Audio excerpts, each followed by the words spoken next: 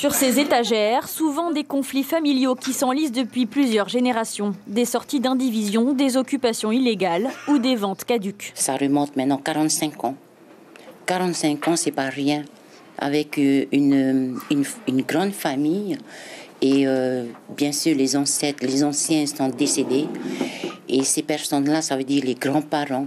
Ils n'ont jamais vu la couleur de leur terre. Ils n'ont jamais profité de leurs biens. En activité depuis décembre 2017, le tribunal foncier compte désormais 3 magistrats spécialement dédiés. Au total, 1240 dossiers sont en instance sur l'ensemble de la Polynésie.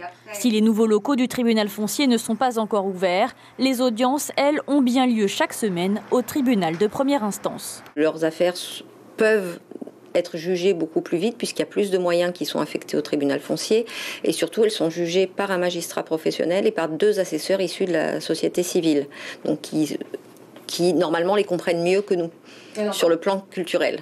Dans son contrat d'objectif, le tribunal foncier doit trancher idéalement en 2 ans, mais il doit également régler des affaires de terre en attente depuis plusieurs décennies parfois. Un point de difficulté peut-être dans les dossiers, c'est ces fameuses expertises qu'on ordonne assez fréquemment dans les dossiers pour essayer de déterminer la composition des lots à partager entre les parties, d'évaluer également les différentes terres.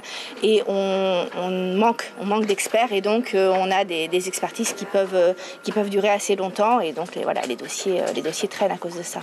Les dossiers d'indivision représentent la majorité des litiges en instance au tribunal. Cette indivision, elle perdure depuis, pour un certain nombre de dossiers, la fin du 19e siècle, c'est-à-dire la période où les revendications foncières ont été réalisées. Et depuis, entre-temps, pour tout un tas de raisons, les co-indivisaires, les personnes qui vivent sur ces terrains, n'ont jamais demandé à sortir de l'indivision. Donc plus on attend, plus les choses sont compliquées. Les 3 magistrats du foncier restent en surnombre, c'est-à-dire qu'ils ne sont pas intégrés aux effectifs du tribunal. La députée Maïna Sage vient de demander à l'État des garanties de pérennité. En attendant, les premières audiences dans les nouveaux locaux devraient avoir lieu au plus tard, en septembre prochain.